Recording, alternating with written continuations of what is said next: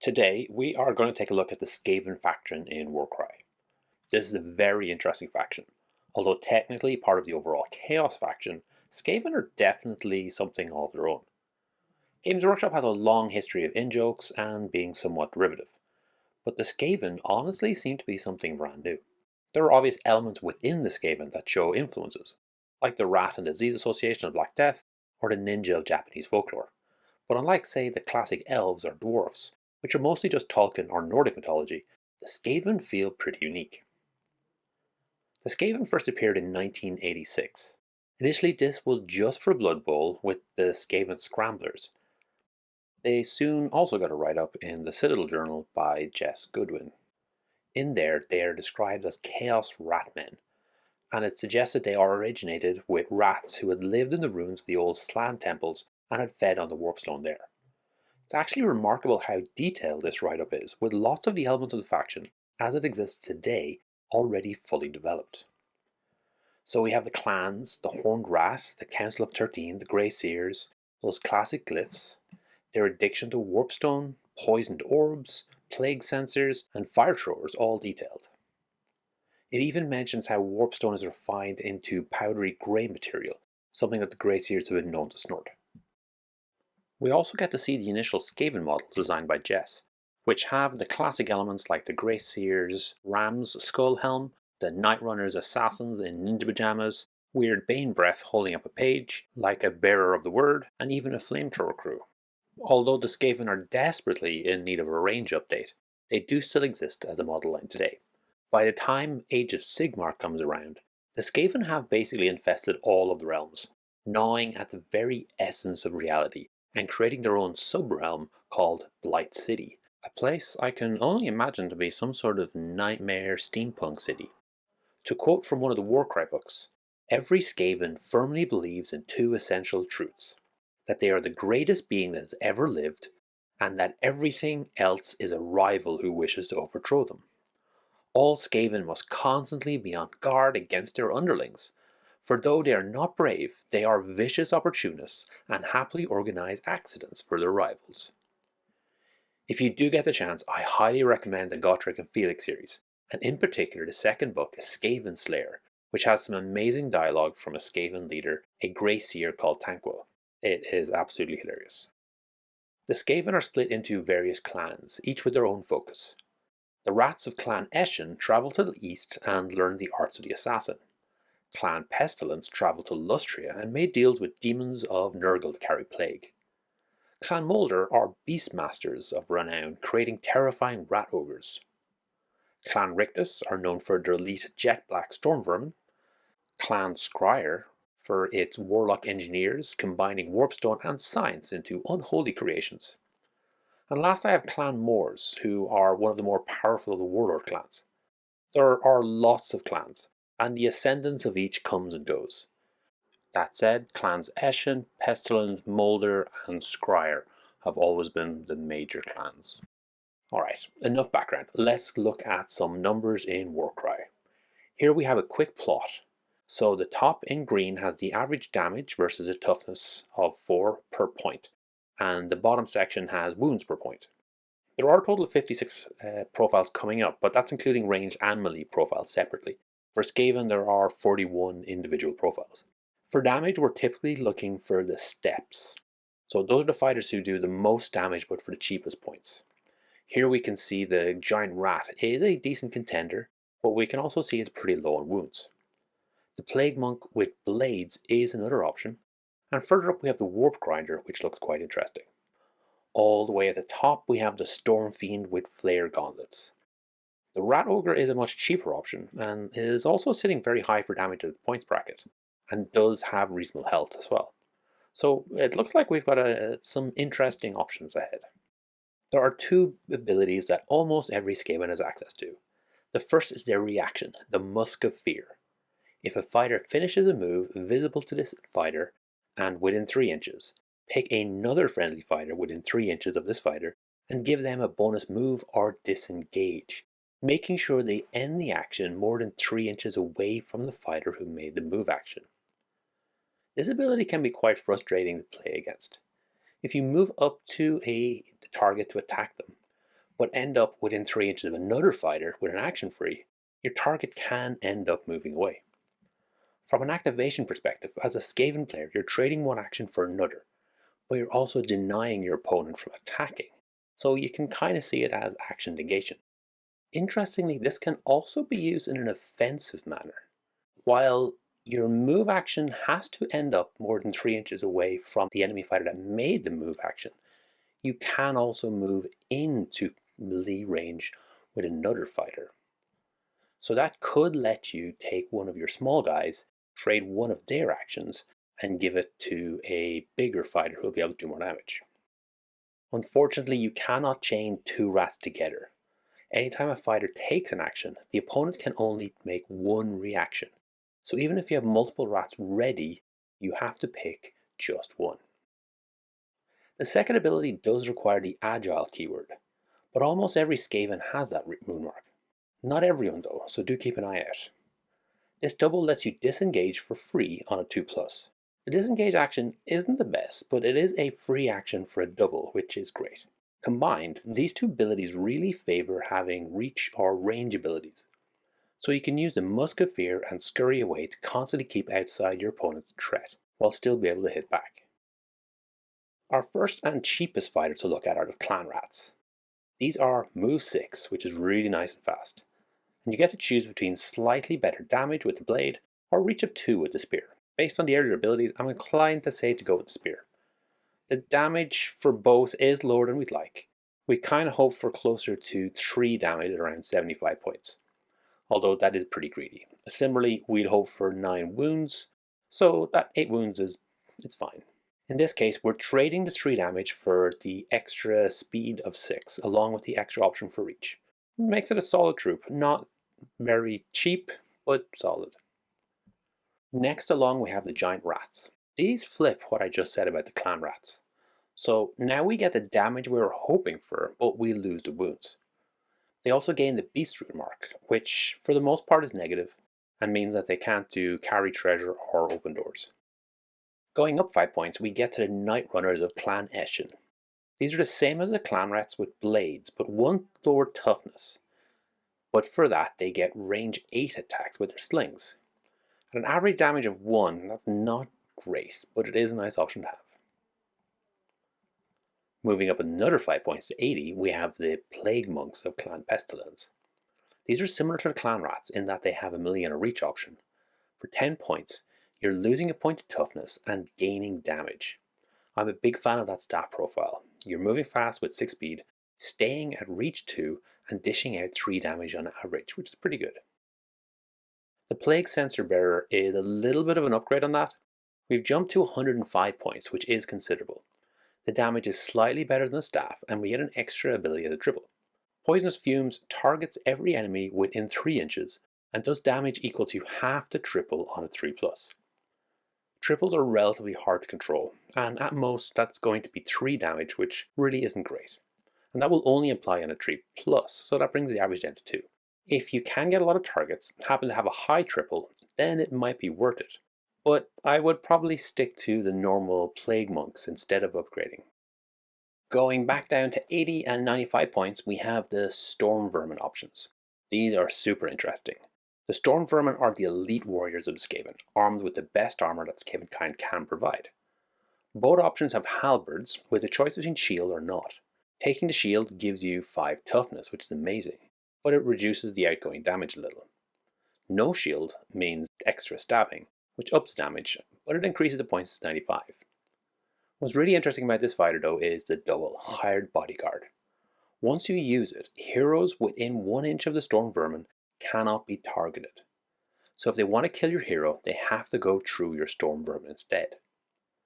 I'd be tempted to go with the 80 points option, as the 5 toughness will make him a little harder to kill. At 10 wounds, they are about what you expect for 75 point model, and 80 isn't that far off. Also at 80, we have the Acolytes of Clan Scryer. Like the Night Runners, these are another ranged unit, and indeed, their range attack is better than their melee attack. The 2 average damage isn't a lot, but it's pretty reasonable for this points range for ranged attacks, even if that's just up to 5 range. The quad is fun, but I think we can ignore it. The perk is a bonus attack, and that might be more for our heroes instead of an acolyte.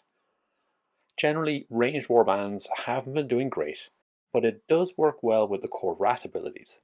The acolyte range attack is definitely better than Night Runner's range attack, so if you want to try out a range attack rat warband, this could be a way to go. Keeping that theme going, we have 3 different special weapons that the Skaven can use. The Warfire Thrower gets us a decent 3 damage for 105 points. If this was melee, I'd be looking for 4 damage, so 3 range damage is pretty decent. The Warplock Giselle is a sniper with an amazing 20-inch range for 150 points, and still with that average of 3 damage. The Warp Grinder is a different direction and goes back to melee range, but has a fantastic 7.33 average damage for 150 points. All of these weapons have in common the same quad as the Acolytes did, so spend a quad and get an extra attack with a damage boost. Like with the Acolyte, this probably isn't worth it, although with the Warp Grinder that bonus attack is going to get you a lot of damage. Last in the experimental weapons category, we have the Doom Flare, continuing the Skaven theme of hamster toys. For just under 200 points, you get 7 speed, an average damage of 8.33, and 18 wounds. Honestly, not too much better than the Warp Grinder at 150 points, but paying more will get you extra toughness and more health. Although the downside is you do get the mounted trait.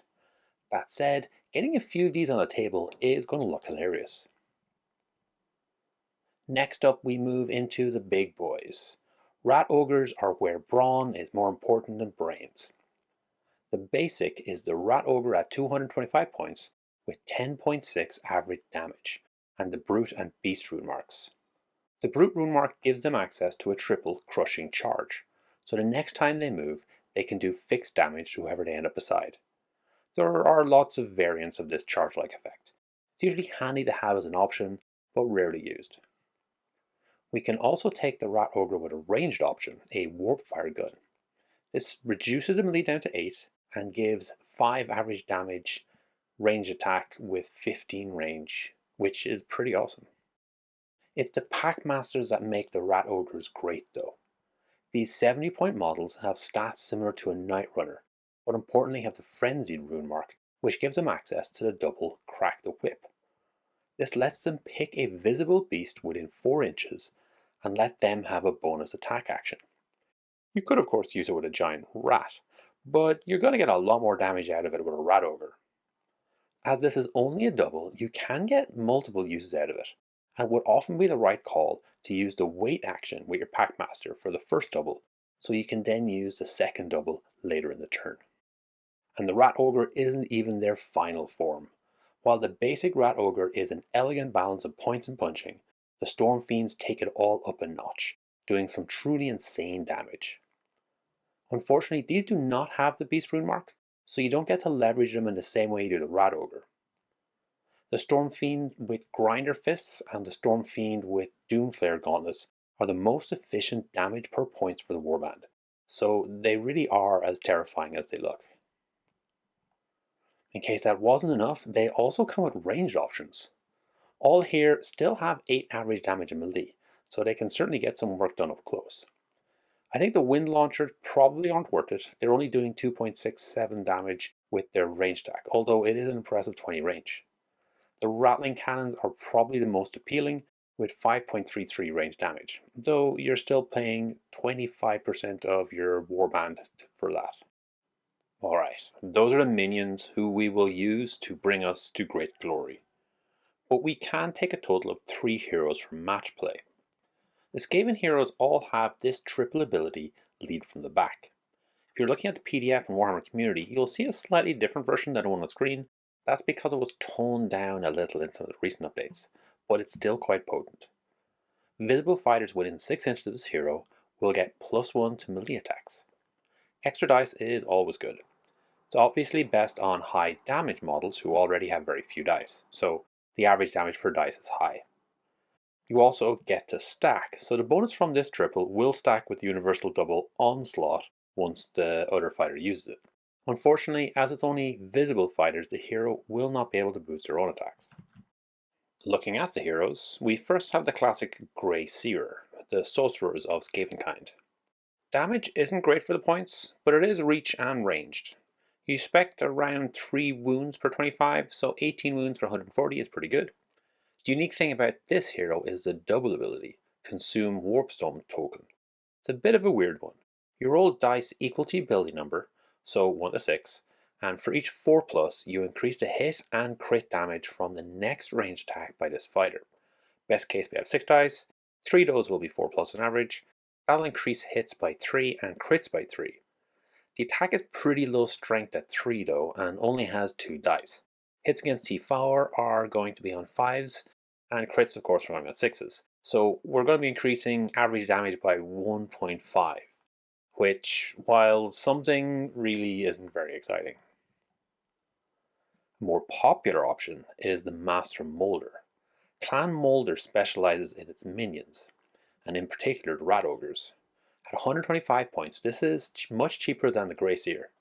The 2 attack profiles for melee and reach, both doing decent damage.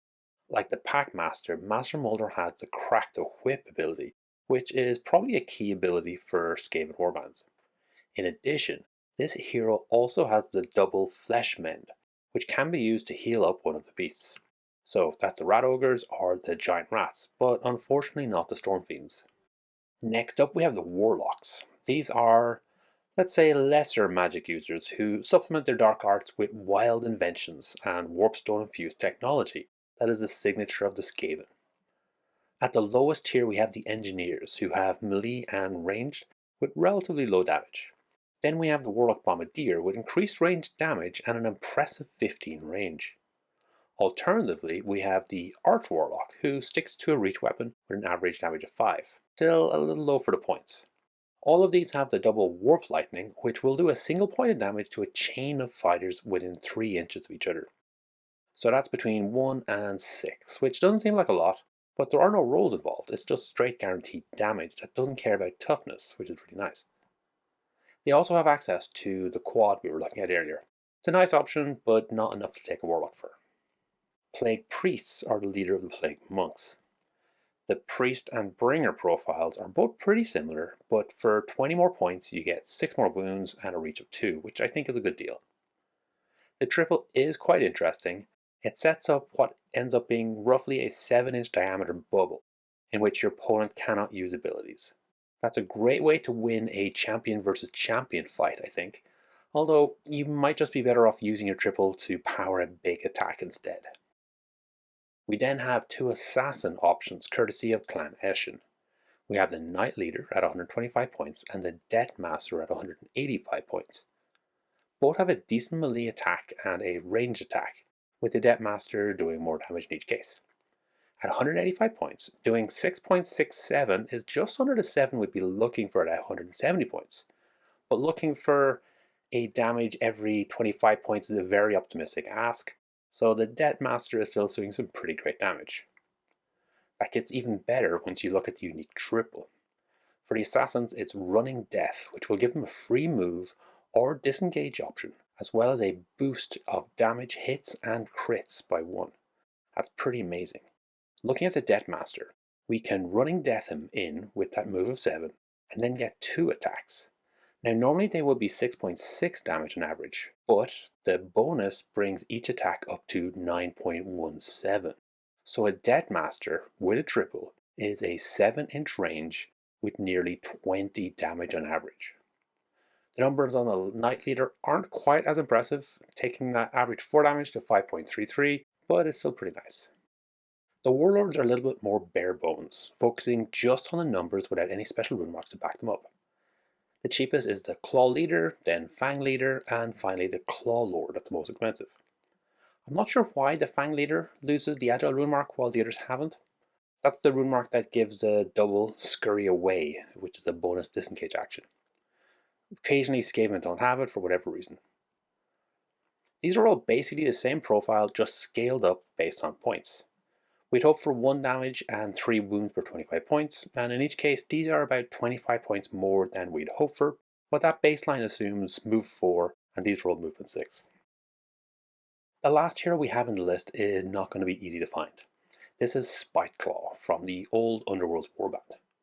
Spiteclaw is essentially a warlord of his own take. He's cheap like a Claw Leader, but has 18 wounds like the Claw Lord. The damage is lower than all the Warlords at 3.5, but does have reach, which is really nice. Spiteclaw, importantly, has a unique triple ability called There Are Always More. This lets him return Skaven with the Spiteclaw Swarm and Minion rune marks back to play after they die. Pretty amazing ability. In addition to the limitations on the text, there are a few extra ones about them not being able to activate the turn they are returned in. That's a result of the recent FAQ. Even then, this is still a fantastic ability. If you like what you're seeing, I'd suggest running one of the Warlords as Scritch, and then some of the Clan Rats and Minions. Just make it clear. Mark the base, make cards specifically for them, or whatever you need to do. The remainder of the fighters in the Warband can be taken as normal fighters, even if you don't take Scritch, although they are unique.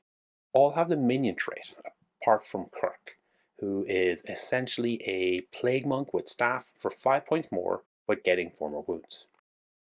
Then we have the Festering Skaven, Hungering Skaven, and Lurking Skaven. All are melee fighters, so unfortunately no reach. The Festering Skaven is actually the same as a Plague Monk with blades, but the Festering Skaven gets 2 extra wounds, so that's a pretty good deal there. The Lurking Skaven is similar, but has a slightly better damage against toughness 3 targets as a nice bonus. That does come as a 10 points increase though, so The Hungering Skaven is more like a Clan Rat with a Rusty Blade. Again, you get 2 extra wounds, but you're spending an extra 15. The real bonus for these fighters though is if they go down, you can bring them back. So they're worth it even though generic fighters are probably a little bit more efficient than them. There is one other Underworld Warband, a little more Eshin themed, but unfortunately we never got rules for them. Maybe we'll see rules from down the line, but I wouldn't hold my breath. Unfortunately, there's no sales incentive for GW to release rules. One day we might get them in a Tome of Champions if we're lucky. In the meantime, run them as Death Masters, Night Leaders, and Night Runners. Alright, let's talk about lists briefly. I'm not going to give you a list, but I am going to talk about some list components that have worked well for other people. You can probably connect the dots and make some lists based on that. The first component is a Rat Ogre, and someone to use the Crack the Whip double. So you get the Rat Ogre into melee and keep pounding on a target with those bonus attacks. Simple and effective. The next component is Scritch and his minions. These are sacrificial rats that you can get back with a triple, so you can be a little bit more aggressive with them, keeping the rest of your warband at reach. Another option that has had some success is to use Storm Vermin to protect key heroes. In this case, we have a Death Master and a Bodyguard, so your enemy can't attack the Death Master as long as your Storm Vermin is beside them. This turns your killer Death Master into a toughness 5 fighter with 28 wounds, which will be tricky to get through. With the damage output they're capable of, this pair should be running across the board, killing all of the enemy heroes. The last option is Numbers, which does after all have a quality all of its own. This is actually a 1000 point warband full of Plague Monks. The only fighters with outreach are one Giant Rat and the Bringer of the Word to allow for a leader. I'm not sure whether this list is worth running, but 12 rats with almost all of them having reach 2 should make for a fun game. That said, the Skaven warbands are so much fun. It would be a real shame just to play the few of the most effective parts. Instead, I highly recommend going wild and having fun with them, as they're a warband that is just packed with character. If you do collect the Skaven warband, do see if you can track down a copy of the Tome of Champions 2021. This 1-player or 2-player co-op campaign has a warband fighting against the Skaven in sewers beneath the city of Excelsis and Gur. The Skaven play on a basic AI, with the first battle pushing them back from the city armory. The second battle has you tracking them down on the docksides, and the third battle has you finding the sewer entrance they came through.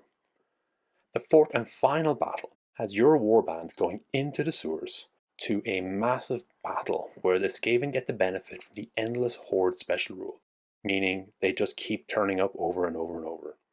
To win, the warband must assassinate the Skaven leader who only turns up on turn 3, and then somehow get out alive. I personally am a big Skaven fan. I think this is an incredibly fun and incredibly characterful faction. I also think a campaign where all the players just play Skaven in a civil war would be a hell of a lot of fun. I will say that the model range for them is definitely feeling a little dated. I in particular am not a fan of that rat ogre model. However, if you can track down the rat ogres from the Island of Blood box, they were never released separately, but they are actually really good looking rat ogres. And that's our Skaven review.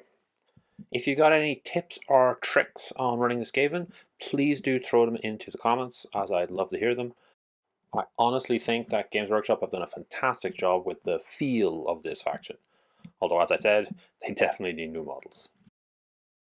Thanks for making it all the way to the end. Hopefully you enjoyed this video. Each week I put up a new video talking about one of Games Workshop's specialist games.